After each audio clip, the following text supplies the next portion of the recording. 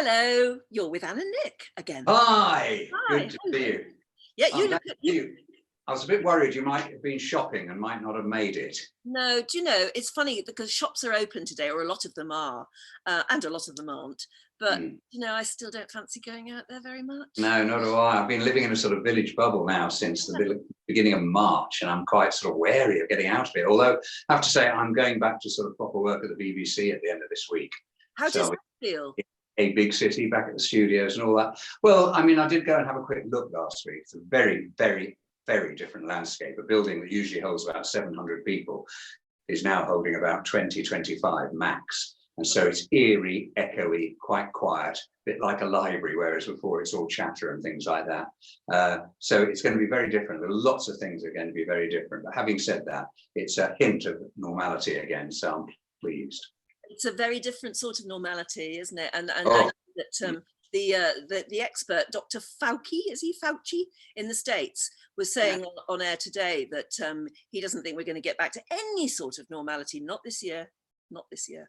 no, I think, and that applies, say, to sporting events as well. I mean, obviously, that's a great interest of mine. And the football season is getting underway this week, or re-getting underway, as you know. But no one thinks there'll be crowds before Christmas. It'll all be behind closed doors. It's so spooky, and that is such an important part of our culture, having crowds at football matches. Oh, absolutely. And I would have thought it would be like giving a concert performance or something. Yeah, Like without anyone that. there. No audience, no feedback from an audience. No. Well, that's half of what it's about, isn't it? More than No, I tell you what, Vicky, my partner, and I have done today. You can spend 25 quid each and get a cardboard cutout of yourself put in the stands of your favourite football club. So we're going to have 2 cardboard cutouts of us at Luton Town. First game of the really season. a good idea. Yeah, well, it's a great way of the club making money at a time when they're desperate for it. And so, it's sort of, there were 10,000 of them. That's quite a nice bit of money from a game where actually there are no fans there at all. That is really an excellent It idea. is. I think quite a number of clubs are doing it. My eldest son was telling me today that you can buy vegetables online from this particular place I can't remember the name of, and they are getting in vegetables from all sorts of restaurants and outlets that normally would be cooking and selling food to you on plates. And he said he got a load of aubergines that were otherwise destined for Wimbledon. Oh, Wimbledon. I know. Isn't it so sad, though, these iconic events that we all love, including Olympic Games and things? Yeah, Well, maybe it'll make us value them more. yeah, we've said this before, haven't we? We will value everything in life more, whether it's just the roses in the garden or the trees or the birds and things like that. Something like that. I've really noticed the birds singing much more. Loads of red admiral butterflies in the garden or wherever you go. It's a different world at the moment. It'd be interesting to see what it reverts to. Anyway, this is delaying the business that we're most looking forward to today. Yes, and of course, the reason that we're a bit later today is because of the person that we're linking up with, who was fast asleep at the normal time that we'd be doing this. Yes. Is a guy who we worked with in the 1990s, who was an absolute gem of a bloke to work with. So we haven't seen him for the best part of a quarter of a century, but he's gone on to great things, living now in LA. Let's say hello, good morning, good evening, good day to Ross King. Hello, Ross. Oh my goodness me, hello. Hello. Hi. And there he is, the old boy. Good morning to you, isn't it? It is, yeah. It's just 10:05 in the morning. Oh, it's so lovely to see you both. Already, just memories come absolutely flooding back. Yeah, same here. You better explain to people why we worked together. What was happening? So we did The Morning on BBC One, and I was initially employed as it was almost like a jumped up continuity announcer where I linked the whole morning and I had a little show. That's it. And then eventually I hosted Pebble Mill as well. But we used to do this whole silly stuff in the morning. We did very silly openings to the show. I remember one time doing Nick and a Stick and Anne in a Pan. I had Anne in the back of a frying pan, Nick on the back of a stick. And we did that. And then we would do all sorts of things. And then you had people like Mark Porter, the lovely doctor, who Nick and I always called Dr. Gorgeous with his sexy stethoscope. Couldn't do that nowadays. Get us, don't we? Yeah. And, it's funny, I was just thinking about it. 2 things I was thinking. One is, I think if that all was still going, I don't think I would ever have left. It was probably one of the happiest times of my life. Absolutely. There. I would agree. Professionally, it was a wonderful time. And it was, Anne and I would both say, a diabolical decision to change it all. It was. Yeah. Pebble Mill was a wonderful place to work. It was a sort of the centre of daytime television and did a really cracking job. And one person decided, doesn't suit him, going to change it. And I'm sorry about that. That man will get a glass of wine in his face whenever I see him again. But yeah, I was going to say one thing I remember was one of your continuity silly sketches was when you were standing next to a piano and there was a fish on top of the piano and you pointed out it was a piano tuner. It still sticks in my mind now. Yes, it was very cringy. Pathetic, brilliant. It's certainly, and what's even stranger is that I can remember the first time that I met you guys. Nick may remember the first time I met because weirdly enough, I just went online there. So I met Nick. There was a dear friend of ours, Alison Holloway, great TV host, huge TV producer out here now, produces big shows, Little Big Shots. Is she? Yeah, and she produced a show that I did here, the World's Best with James Corden. She's doing incredibly well, but she was working with Nick. She's been married more times than Elizabeth Taylor was, and it was one of her weddings. And I went up to Nick, and I was such a lad. I had a file of fax, and in it, I'd written down all the names of all the top male presenters that I wanted to aspire to be. Yeah. And I had Phil Donahue. I don't know if people remember him. Oh, yes. Parky, obviously, and I had Nick's name in it, and he didn't believe me at first. And I said, "No, look, there it is. Your name is in my file of facts." And then, Anne, you will never ever remember when I first met you. I'll give you a year. Oh gosh, no. Go on. Okay, I'll give you a year. 1987. Where were you in 1987? Well, I was at TVM, and I that was the year my first baby was born. Yeah. Okay. You were also at Yorkshire. Doing the birthday show with yes, two hosts. Yes, I'll get it in a minute. You want me to help you? You weren't one of them. Were you a guest? No, but Benny Green was one of the hosts. Paul Coyer is one of my oldest mates. Absolutely. And I went up to Yorkshire TV to see the show being recorded. That was the first time I met you. I don't believe it. Oh, we There do we know are. that, don't we? But you go back a lot further than that, and that's something I didn't know. I didn't really know your history. But did you start out as a DJ? I did, yeah. I did. My first gig was in hospital radio in Scotland. I'd always been all set to go to drama school, and I was going to be a footballer at one point as well. Yeah, I didn't know that. You're a good footballer. I knew that. Yeah, Partick Thistle Nil, to give them the full title. my team. And oh my goodness me. That's me at 15 in hospital radio when we all had those kind of whispering voices. Hi, this is HBS Glasgow, and this is Ross King with Disco Delights. Disco Delights. And then Radio Clyde. I joined as a Saturday boy when I was 16 and I was a studio factotum and did absolutely everything, which of course is just stands you in such great stead for the rest of your life. You never forget, rigging the football grounds and throwing the cables over and rain and all this stuff and all that it's that lucky thing that, and I do genuinely always realize how lucky I've been, but also to get the experience that we all got over the years, which just doesn't happen now. So I remember having a meeting with one of the bosses at ITV, said there's not many people that, can report in terrorist attacks and then sing on stage in Vegas with Donny Osmond. And it's kind of true, but it's also just the way that, you were brought up in that local newsroom and Radio Clyde and doing everything. To be able to do anything. Well, and it's interesting you mentioned that because weren't you, I've always think of you nowadays as being the showbiz, Mr. Showbiz, knows everything that's going on in LA, knows everybody sort of thing. But you were sent to the funeral of George Floyd just last week, I think. Yeah, that was, it's incredible when you're involved in these things and then realize that it's history, when you're there and you realize the changes that are going on in the world. And it's such an interesting time to be here, I think, in America, and also to see everything that's going on around the world. And of course, obviously watching everything that's going on in the UK at the moment. It's a real moment in time, this, isn't it? It is, isn't it? That's exactly it. You are so incredibly versatile. Just going back to early history, didn't you have your own TV show when you were still in your teens, 19 or something? Yeah. Young Crypt. Oh, well, before that, I did a show, funnily enough, at the BBC up in Scotland called CTV1 when I was just a kid. And again, that was great because it was live TV every morning through the summer holidays. And then, weirdly enough, a man who was very much instrumental in us all working together, a guy called Rod Natkill, who became head of network television at daytime at the BBC in Pebble Mill.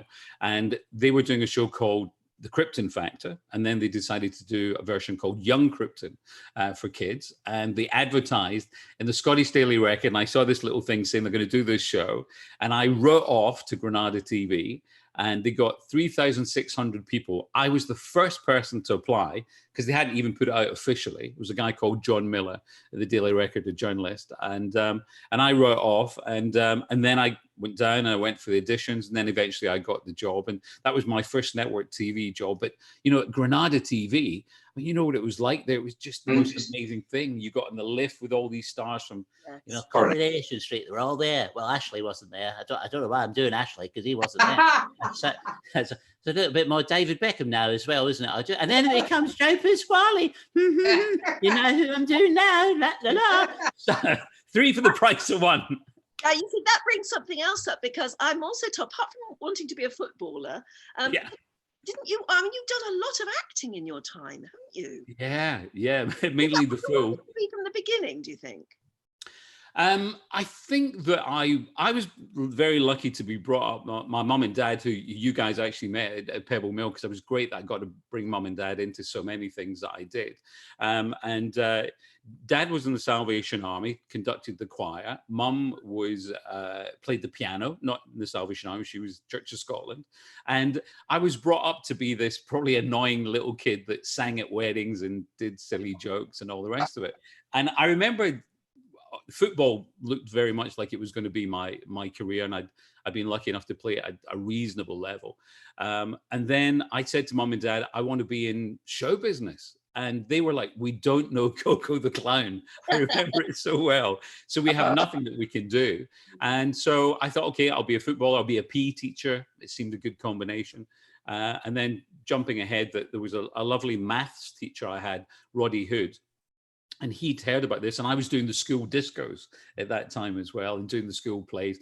Funnily enough, with a young man called John Gordon Sinclair, who would often Gregory something. I don't ever know whatever happened. And and it was Roddy who said hospital radio is a great way to get on with things. And so, mate, and funnily enough, we were just talking about Paul Coy, my old mate. He was on hospital radio. It's amazing the amount of people that came through that way. Oh, my goodness, yeah. But it's about perseverance, isn't it? And it's about hunger. You must have been hungry and wanting to come through, and that's what often makes the difference, isn't it? Yeah, I think so. And then also I was going to go to the Royal Academy in Glasgow. That was another plan. And then when I joined Radio Clyde, I worked with this other young guy with a couple of events, Alan Cumming, who, again, I don't know what's ever happened to him. No. And I remember him saying to me, what is the point of going to drama school now? You know, you're kind of in the limelight a little bit, and already, yeah. And that was it. And I got little plays and things, and then musicals, and yeah. So again, I think one of the important ingredients that people like you have is energy. Would you agree? You have so much energy. Well, thank you. That's really lovely to hear. It's so obvious. It's really there, you know. And being tenacious, you know. Again, as Annie, as you were saying there about the whole idea of persevering. And I think when anyone comes out here, and if I meet with them, and if I can give any advice, and sometimes I go to, you know, the universities here and give little talks, and that's what I always say: tenacity. That's the thing, tenacious, and it's a little bit like never having a plan B, because if you have a plan B, you fall back in plan B. On it. Yeah. Yeah. Presenting Pebble Mill must have been a wonderful, with hindsight, springboard for what you do now. Well, yeah, you know, and it's interesting as well. You say, Nick, with that whole hindsight thing, I think I've always been really lucky that wherever I've been at that time, and I do it all the time, I take like a mental picture. Don't take a physical picture, but a mental picture. And I enjoy it so much because I know that, you know, the old gag of, you know, enjoy every day as if it's your last, because one day you'll be right.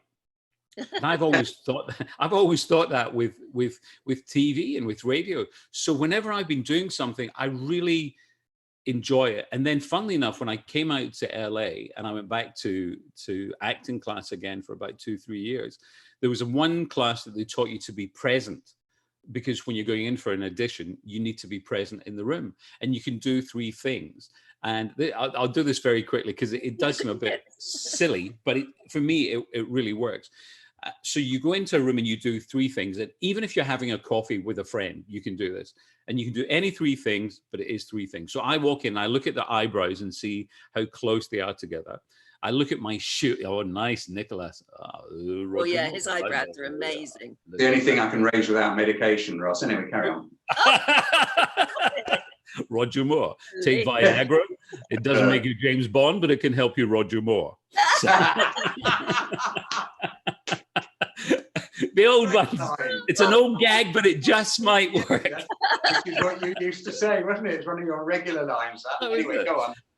So yeah, and then I would look at their earlobes, because I've got whacking big earlobes, and see how their earlobes compare to mine. So if you do 3 things, you're suddenly present in the room, and it's amazing. Yeah, you've engaged already, haven't you? Yeah, that's it, exactly. It. So you're there. Do you find How did LA take off for you then? I mean, I think you audition to be a weather presenter or something. I did, yeah.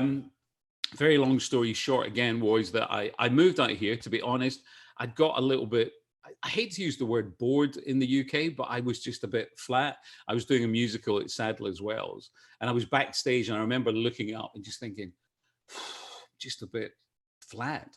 And then moved out here, and then was very lucky, got a couple of little movies early on. And then KTLA, big channel out here, they were looking for a new weather presenter. And a friend came to me and said, hey, Ross, you ever thought about being a weather guy? And I was like, no. And because, of course, for us, I mean, much as they were lovely, but we thought, remember Ian McCaskill? We thought, oh, hello, let's have a look at the weather over here. And all that stuff, and the fluffy bits, and Francis, and all the people that you guys work with. And I said, no. And then they said, well, you know, David Letterman was a weatherman out here. No, I didn't know that. Yeah, he was a weather guy. So I thought, you know what? I'll maybe think about it. And then they said, we're going to do the auditions live on air. And I thought, nah. And this was the time of like American Idol, when Trump had his show as well. The Apprentice. Yeah. So they called this The Audition. And then I thought, oh, you know what? Even if they see my tape and they maybe use me for, you know, St. Andrew's Day or Brit something. And then I went in, and then it became this huge competition here, which was weird. And then the prize was 4 weeks being the weather presenter at News at 10 with a guy here called Hal Fishman, who was a legendary news anchor. And the weirdest thing was, and again, you know, you think of being tenacious, and then you also think of having the cojones, which I still don't believe that I ever had then. When I came off air, they said, Ross, we want to offer you a 5-year contract. And I was like, what? Hey, I'll just do 4 weeks. Because I said, weather's not really my thing. And I said, because I would appear on air and have, like, you know, Weather for Dummies and have all these silly things. And even my first broadcast live on the News at 10 was, I said, hi, my name's Ross King. I'm from Scotland. You know, you live in Southern California. It's great weather. It's sunny. Get used to it. Get over it. And I walked away from the board and it went, that's all, folks. And that was my first broadcast as a weather guy. And then they said, no, we know your background's entertainment. And then this is a story that very quickly sums up LA and Hollywood. So the girl who was the entertainment anchor, they said, look, we're going to let her go, and you're going to get the job, but don't tell anyone. So I was like, okay. And then about 3 months later, she came in and she went, so you got my job? And I was like, I have? And she went, yes, come with me. And she took me out into the car park, and they were painting my name over her slot. No. Is that brutal? It is brutal. And then you go, welcome to Hollywood. What's your dream? You know, whoa. So, did you find by the time you went out there and you did get jobs in the end, interviewing the rich and famous and the people from the entertainment world, but you'd already done that in Britain. Do you find that the big stars are different out there than they are when they come to Britain to be interviewed? Yeah, definitely. Again, you know, there's that great thing. You think of all the stars that you've interviewed over the years. you know, they were sort of coming to you. Yeah. So you're on it, as Nick, you know, with the football analogy, and Nick and I always talked in football analogies, but, you know, you're on, it's your home ground then, Yeah. you know, but then when you have to play away, not that we've ever played away, that's always a tricky one, you know, that it's a little bit harder. But it's interesting that because when we were doing interviews, and I know it's a little bit different now, but, you know, we could have really good chats with, a bit like we are, you know, you can chat and you can expand and you can go off at a tangent and things like that. Whereas here, they all tend to talk in sound bites. So even when I remember interviewing Dick Van Dyke one of the first times, and I said, so, you know, let's talk about Mary Poppins. Yeah, it was the most wonderful time of my life. I loved it. I loved Julie Andrews. Right. And that's it. Because they're so used to talking in sound bites, because they know that their little bit might make 20 seconds at the end of Access Hollywood or something like that. So so that was the difference in sometimes having to say, and relax, and this is a chat, and we can just talk, which is I've got a really early picture. It must be early because it's black and white of you with Kirk Douglas, and that's really interesting because he was the first major Hollywood star I ever interviewed. Wow, look at that photo. Yeah. So that actually, and actually the whole photograph is Kirk, me, and Michael. And so Catherine and Michael had just got engaged. Catherine Zeta-Jones, Michael Douglas just got engaged. And that was in a restaurant, the Dome, which I know you guys came out to LA, so you may well have gone there. It was a very famous restaurant at the time, the Dome on Sunset Boulevard. And there was just a group of, there was only about 12 of us. And then Kirk got up and said, you know, and he'd had that stroke. He went, I got to leave you kids. I'm going to the disco. And then he came up to me and he went, you're from Glasgow. And I went, yeah, I am. He went, I belong to Glasgow, and sang the whole of I Belong to Glasgow. Wow. What was he like when you met him, man? Oh, he was, it was before the stroke. And he was absolutely wonderful. I mean, real charisma. And he sent me flowers afterwards. Oh. And that was the first time I'd ever interviewed a major Hollywood star, let alone been sent flowers by them. I was completely bowled over. He was utterly charming. These are serious A-listers here. Yeah. I mean, that golden age of Hollywood. Yeah. Absolutely, yeah. And of course, you're quite friendly with Michael Douglas, aren't you? And Catherine Zeta-Jones. Yeah. I was at their wedding. I was a waiter, but I mean, I was at the wedding. So. I think we got a picture actually of you with Catherine somewhere. Catherine, I think. Yeah. Yeah. Oh, yeah, it's lovely. Yeah. So we actually, Anne and I interviewed her very early doors when she was doing Darling Buzz of May, didn't we? Yeah, that's. You remember that, Annie? Yes, I do. And she was the darling of the nation at the time. And then sort of suddenly she was going to Hollywood. And then, you know, wow, what happened? It's just incredible what's happened to Catherine. Yeah. And what I love about, again, I'll try and make the story really quick. So Charlie, who's my first wife, she was in a show in the West End, 42nd Street. She was 16. And she was one of the chorus girls, and there was another chorus girl. And one night, the girl who was playing the lead was away on holiday. The girl who was meant to take over had hurt her knee, and the second understudy went on and was amazing. And that also happened to be the night that the American producers of the show were in, and she never came off, and that was Catherine Zeta-Jones. Wow, I didn't. Oh, that's interesting, isn't it? I mean, you've met so many people, both at home and on the catwalk. I mean, we've got some great pictures that you sent us, and we really enjoyed. I mean, I always think of you as the man on the red carpet. I mean, Eddie Redmayne, I think we got a shot of you. Yeah, when he won his Oscar. I think it must have been. Let's have a look, see if we can see that. Yeah, absolutely. Oscar night must be something else, isn't it? It is. Well, you know, we're all the same. We all love live TV, and you know, again, it's like now we don't really know what's going to happen, and especially in that night, because you're just standing there, you've no idea who's going to come along. You've got to stand and position yourself so that you're chatting with people, and you're also keeping an eye on who else is coming along, because as we know, that no matter what anyone tells you in your ear, you know, you can see things much quicker than anyone can tell you, and so you're trying to balance all that up. and hopefully, get the right people, hopefully ask the right questions, hopefully not make a fool of yourself, No, that's right. and at the same time make good TV. You've got to actually have an encyclopedic knowledge of absolutely everybody, because you could trip over anyone there, and you've got to know the right questions to ask them. That's right. It's all snatched, isn't it? And it's, everyone is trying to get everyone else's attention. It's pretty hairy, I should think. It is, and it becomes like a little bit of a bun fight, and then sometimes you have to. I mean, we had won 2 years ago when Gary Oldman, and we knew he was going to win the Oscar. Yeah. We just knew he was going to win, and I'd been at a party with him 2 nights before, and I said, "Look, Gary, just to let you know, at the Vanity Fair party, I'll be on the carpet. Be great to chat with you when you've won." And he was doing the whole stuff. "Oh, I don't know." I said, "No, you are going to win." I said, "But look, I know what it's like. You get to the Vanity Fair party, and sometimes you've done every interview under the sun over the past months. You just want to go in and relax and all the rest of it." So I said, "But if you can do it," he said, "Ross, I will definitely come across and chat." So he got to the party, got quite late, and they were rushing him in. And I thought, that way you almost don't want to disturb him, but I just said, "Congrats, Gary." And he went like that. And as he did that, we were live. And he went, "Yeah." And he was about to come across. Of course, he went, "Ross," and he started to walk across. But of course, you've got every TV crew in the world there as well. So they're pulling him and literally pulling him. But they stayed on as live, which I actually thought was quite a funny thing.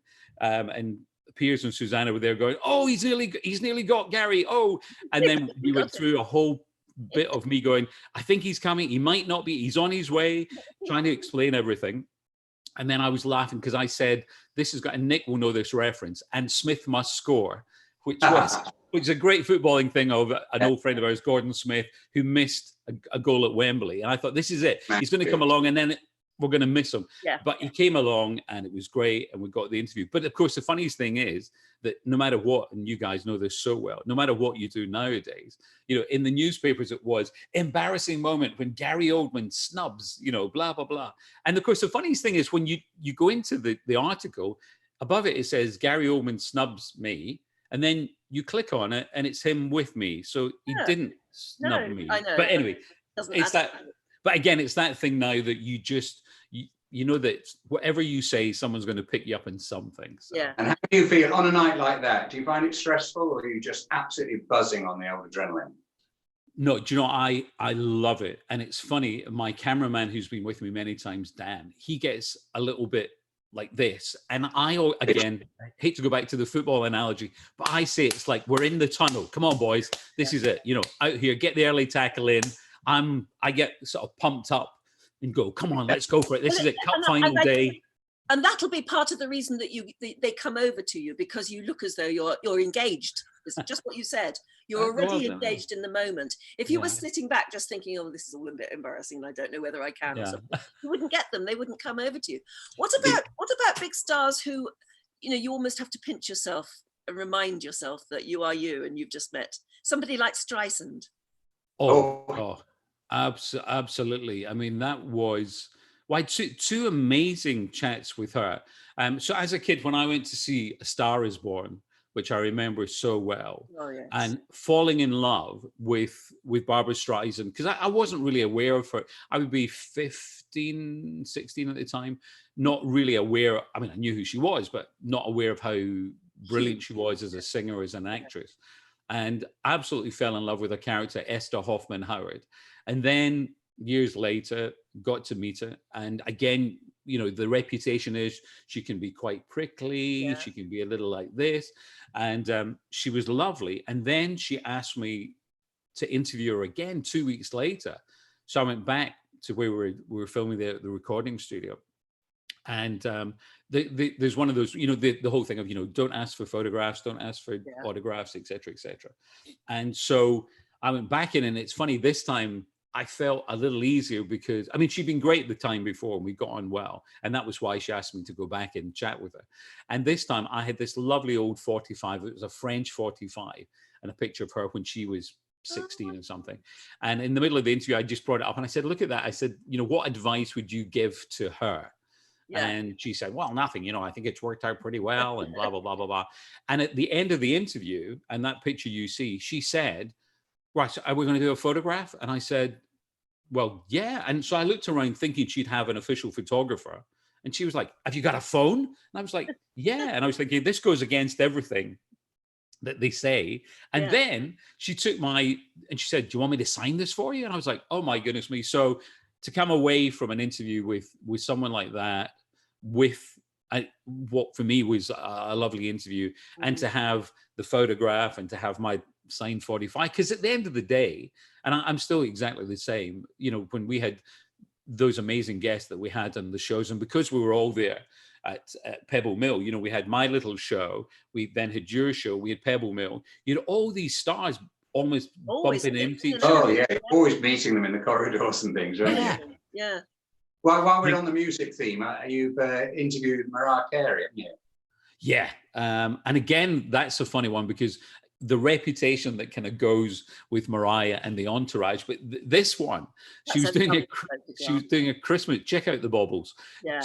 we were doing it's a lovely tree, isn't it? We were doing, we were in New York doing some interviews for a Christmas special, and then we got this call saying Mariah Carey wants to do an interview. Like, what? And I think she was going to be doing the X Factor or something. So we ran down. I got the call. I remember I was in the bath. It was a bit like I was singing with Mariah Carey. She was on the radio. I was in the bath. So I was in the bath. And then we got this call. Mariah wants to interview now. So it was 7:15. Jumped out of the bath, got in the cab at 7:35, went to the theater in New York where she was going to do a Christmas show, got to the theater, came in through the back of the audience, and the audience were basically all there. It was a packed house, went up the side, went up to this little dressing room, and she was there, and none of this entourage. It was just like, get in, cameraman, one light, bang, and did the interview. And it's incredibly annoying that she should pick the one day in the month when you have a bath. You like it when I'm dirty, Nicholas. Let's not forget that.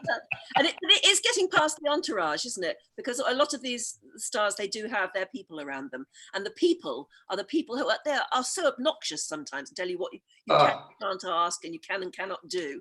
And when you actually get to meet the star themselves, they're usually refreshingly nice and pretty. It's so and true. delighted to do anything you want. Yeah, and I think also as well that it was bad enough if you go back to the Pebble Mill days, but now from the publicist's point of view, now I don't know what publicists seem to be there to say no to everything. Yeah, I know, which is just the opposite of what you think they're there for. Yeah, and it's really strange. I mean, when you and again, and I'm not just saying this, but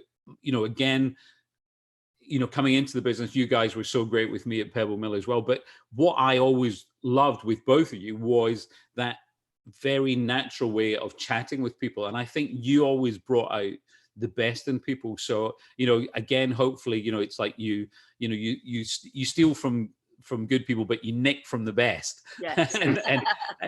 and so with you guys, was that something that it came naturally to you that you just? Yes, it evolved, didn't it, Annie? But I think it's because we both found it absolutely obnoxious when you watch some interviewers who are just fawning. I mean, I'm afraid it does happen a lot in the States. They fawn over celebrities. They lap up their every word. They don't ask them any interesting questions at all. And we found, both Nick and I find that so obnoxious. It's not interesting to watch. And we always thought it was a bit of a challenge to get these big Hollywood stars having a cup of tea with us and just responding to things naturally. We were the boy and girl next door types. Yeah, it was lovely. It was lovely. Yeah. Because am I right? Oh, sorry, I was just going to say, but you guys, before all the TVAM stuff, you guys had worked together. Yeah. Way back then, hadn't you? At Central TV and ATV, which was a company. So we developed an on-air relationship then and become very close friends already before TVAM came along. So, we already had a really good basis for an on-air relationship. And it was always absolutely brilliant. It was never a problem. As you know, if you get sometimes two presenters together, they are just two presenters sitting in the same place. It was never phone call. Oh. It was never like that. Sorry, which one's which? Sorry, you both look very girly. Yeah, that's moving on now.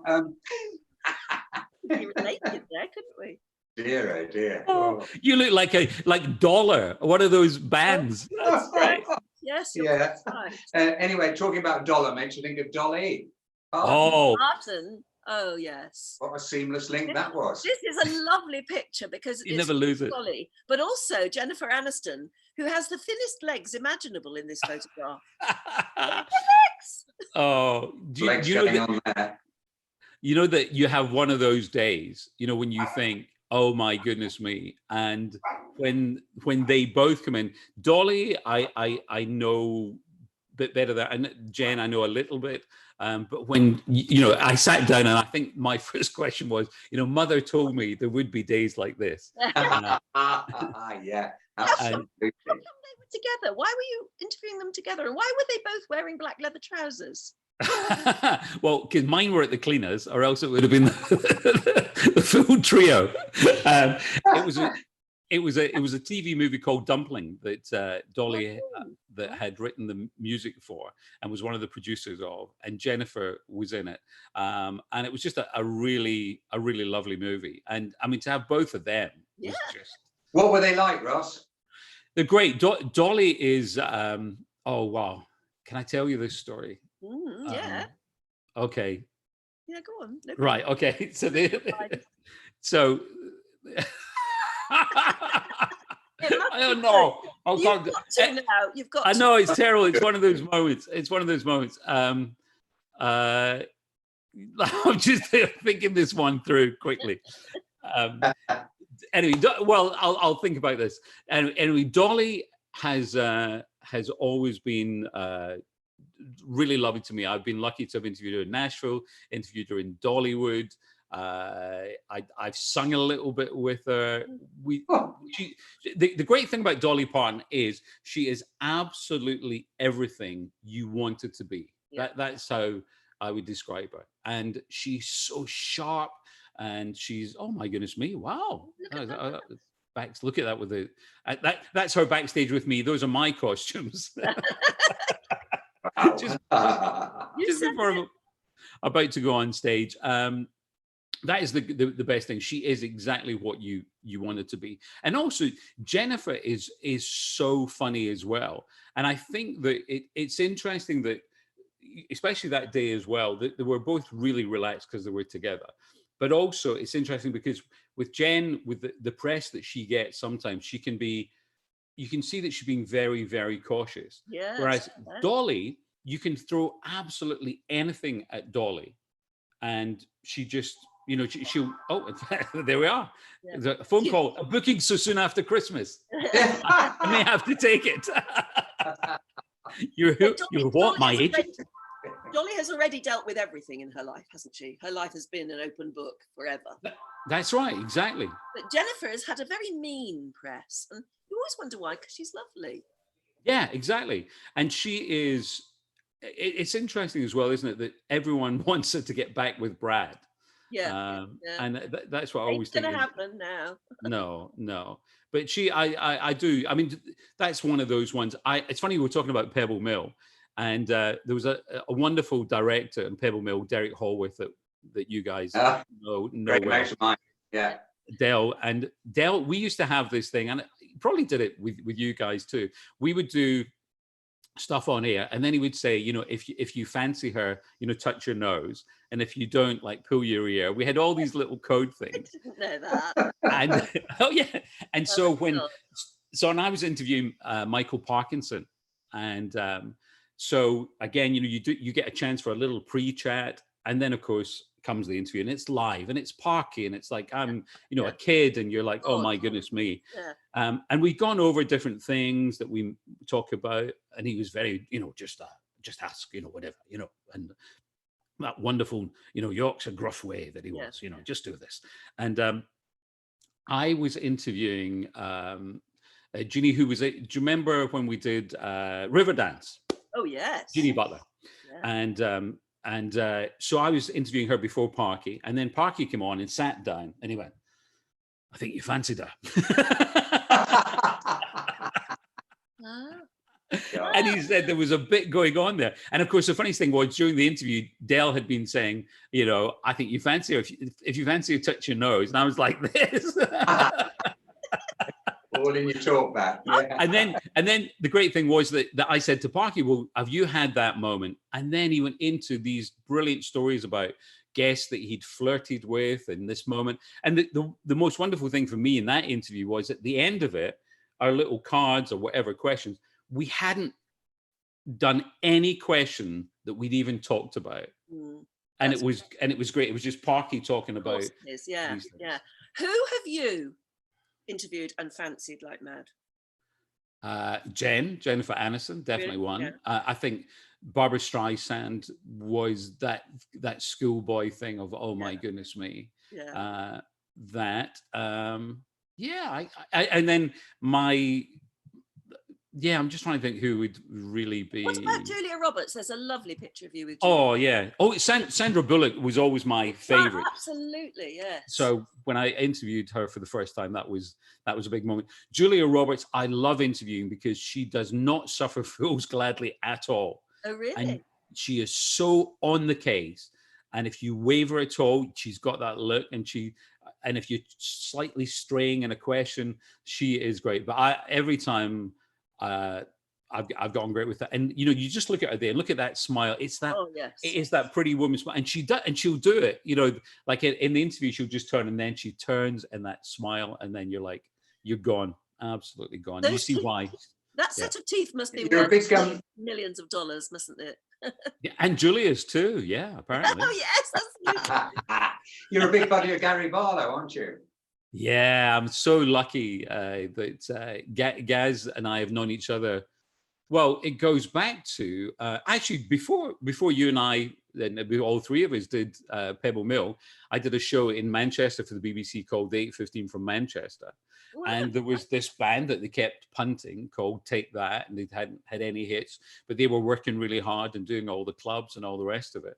And I even remember sitting at a lunch in London with them, and they're all like, "Oh, we're going to get dropped. Record label's going to drop us. Not had any hits. It's not going to go well." But you could tell even then Gary was just a genius, an absolute musical genius. And so yes, I'm great. I've been lucky to have worked with them. We've done so many chats over the years. Got to sing with them. Gave it Great Balls of Fire in C. I think you still fancy yourself as a singer by the sound of it. You've dropped that in about 3 Yeah. times. Oh, really? But I'll tell you what, Ross, I mean, you've done so much over the years since we saw you, and I have to say we're both very proud of you because it's fantastic what you've achieved. But, you know, Well, that means a lot. highlight must be getting the MBE. Oh, my yeah. goodness. Yeah. Well, you're. I always thought of you as an MBE, miserable bee from Edgbaston. So. Yes, that's the closest we've been to it, but that's lovely, isn't it? That must have been a very proud moment. Yeah. Do you know what's really? It's funny. Just when I look at this photograph, this was at Holyrood in Edinburgh, and I was really lucky to get the Queen. To give it to me. And all I thought about was that I was getting it for broadcasting the arts and charity, and I thought this is really for my mum and dad because they did so much. But what was interesting was that you can see as her hand has just come up and she's smiling, and what happened was that there's that, and I'm sure people have heard the story many times before, of that when you go up, she then pins the medal on, and then if you're lucky, she'll have a little bit of a chat, and then they say as her hand comes up to shake your hand, that's it, the chat is over. And if you take her hand and even hold on to it, she will gently push you back, and that's the chat is over. But at that moment, I just wanted to say thank you to her, because whether you're a royalist or you're anti-royal or whatever, I don't think anyone can dispute the fact that the Queen has been the most amazing lady and all that she's gone through and what she's done in her life and what she's done for the country. And so I wanted at that moment to say, thank you, Mum, for just being this, incredible monarch. And that was the moment when she smiled. And when the Queen smiles, again, it's like a Julia Roberts thing. It's like, oh my good, our whole face lights up. So I feel that was such. Did you get to say it? Did you get to say That was it. That was it. That I actually said that as her hand came up there. That is as I was just saying it, and that's the smile on her face. And you actually said, "I just want to say thank you." That was it. That was the last thing that I said to her. Oh, Yeah. that's lovely. So That it was just a was fun. special. Yeah. And could you come on Lorraine tomorrow? Did you say that? Or not? Tell us about your flat, Ross. You've got a great position, haven't you, in Hollywood? Oh yeah, yeah. I'm really lucky. My house, I look right up to the Hollywood sign. So if I go walk on, through turn that door, the camera a bit. I want to oh, see. right, hold on. Gosh, I can't. I it's a bit of a challenge. don't think I can really, because it's a big computer here you're on. I'd have, really. Oh, Oh, really? don't worry. but Oh. I need to put you on the phone and then take you through. But literally, if I walk through the doors, the Hollywood sign is Oh, right that's there. wonderful. Well, so what is your lifestyle like? It sounds pretty glam. It is. It is. It is. I mean, I love it. I love what I do. You know, I love the days that we had, and I feel unbelievably lucky for it to continue the way that it has done. And in a weird way, I came here first time ever for Pebble Mill. You were very And brave. You were very know, brave to do that. And I thought, you know what, I'm going to live here one day. And then when I did come here again, I don't, you know, the cojones to go. I'm just going to go and have a bash, because I didn't come out here with any work. I didn't have anything lined up. It was just, you know, I'll have a bash. But it's wonderful. I mean, there's no other way I can describe it. I'm so, you know, silly lucky. I'm still the daft boy from Glasgow. Next big thing you're doing. What are your plans in the next few Next days? big thing. Well, it's interesting at the moment because we're all doing this. So interviewing Jane Seymour, going back Remotely. on a Zoom call for the TV. yeah. So we've got that coming up this week. And it's funny, isn't it? I was getting used to doing these things now. Yeah, it's the new thing, isn't it? The new normal. Yeah. Quite weird. I remember interviewing Jane Seymour in about 1983. Yeah, absolutely. Yeah. And she just looks amazing. I mean, I know it's a terrible thing but that's what everyone always says. You know, when you interview someone, Jane was 19 when she was in Live and Let Die. Yeah.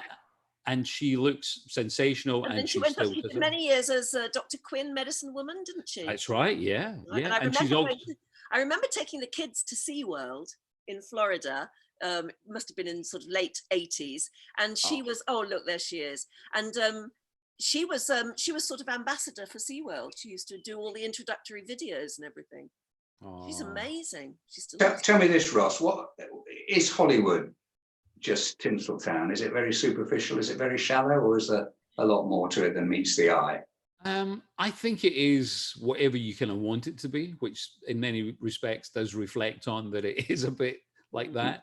I think, you know, you want to get your good mates, and I still play football out here, and I've got my pals, and I've got a lot of pals here that were my pals, you know, even like Catherine. I mean, I met Catherine when she was whatever, 17, 18, you know. So, you know, friends that I've got, most of them are friends that I've had forever. But yeah, it can be. But then equally, I find that a lot of places you go now, and if I go back to London, it's not quite as genuine, I think, as it used to be. And I think the business probably isn't as, you know, everyone is a little bit superficial. I definitely find that more. Very competitive these days, more so than ever, I would say. Yeah. I've got a question. I've got a question which might be controversial. I feel worried about even asking it. But do you think, as a Brit going out to Hollywood, do you think your Scottish accent helped? Yeah, I definitely do think it did help, and I was very lucky that. I mean, I don't think my accent's changed at all from. It hasn't. No. You know, when I was in you know, when I was a kid. Yeah. And I think I got that certainly from my dad. My dad used to always say, "Speak slower and slower still, and you'll still be fast." And I used to always pride myself in the fact that even when I did TV here for 6-7 years, no one ever said, "What did he say? You know, what did he say? What was that? What was that?" And I think just having a Scottish accent, and you know, makes you a little bit different. Yeah, makes you a bit stand out. We've got a question coming in from somebody watching right now, Lawrence Hoskins. How long have you been working in LA now, and do you miss the UK? Oh yeah. Well, I've been here, hard to believe, hard to believe for myself, 20 years. I came out here in 2000. Wow. And yeah, I mean, I miss, obviously home will always be Glasgow, and I miss that. And my sister Elaine is there, and her husband Jim, and Ewan and Holly, my niece and nephew. And I've got all my, my mates there. Paul, who gave me my first job in local radio. Kenny, who I was at school with. Gary, who cut my hair when I was 60. So there's all my mates that I still, go back, and we all get together. And again, it's as if, well, it's funny enough, it's like speaking to you guys today. Yeah. And it was funny, Nick and I were texting the other night, and it was so funny. It was like, even in text, it was just like as if we were having our little cup of tea in the morning. Years roll back, don't they? It's just it's phenomenal that we're so lucky to have had that experience. Sally Allen says, "I love listening to your voice." And Oh. Paul Coyer, that's bringing back memories. "I really like your hair going a little lighter," she says. Oh, there! Oh God! "You're a bit sun bleached." That's it. Well, there's been two. It's either 50 Shades of Grey or else Orange is the New Black is a documentary on my hair. You sound as though you feel well blessed in life, Ross. Yeah. Oh, too blessed to be stressed has been my motto for such a long time. But you've worked at it. I mean, I'm a strong believer in, I think there are people who go through life where there are lots of opportunities, but they don't even see them and they walk past them.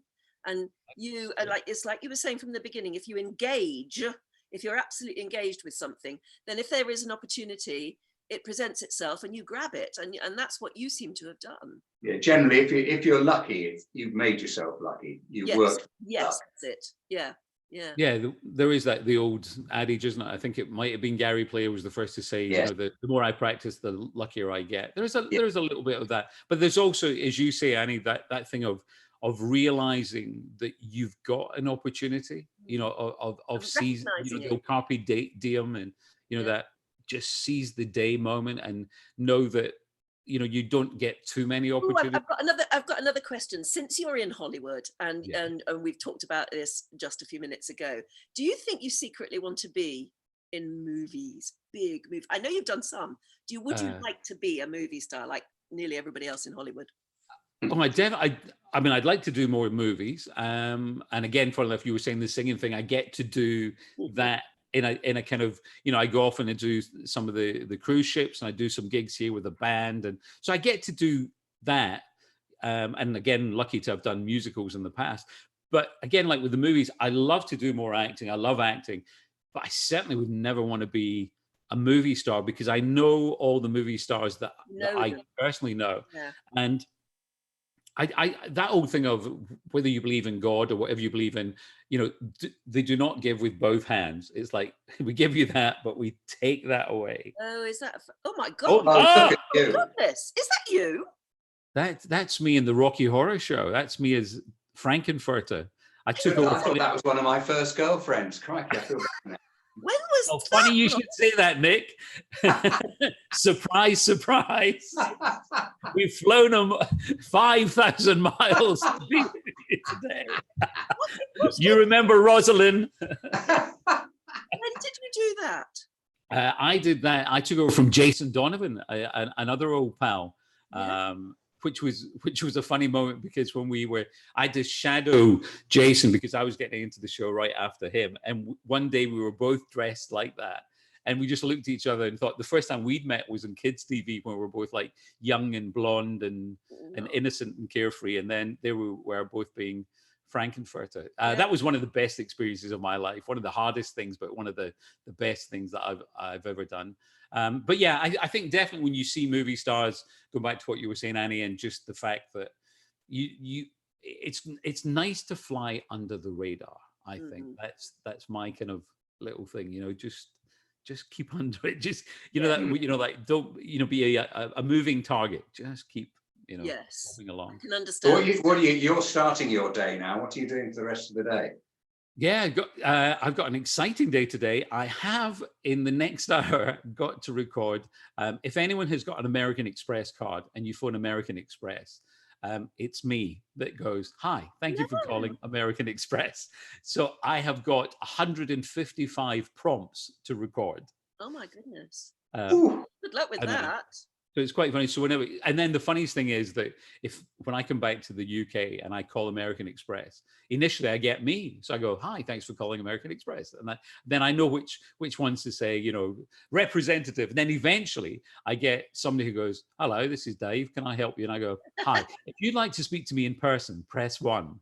If you'd like to order drugs, press hash." I tell you what, Nick can beat you, because when you get into the lift at the Mailbox.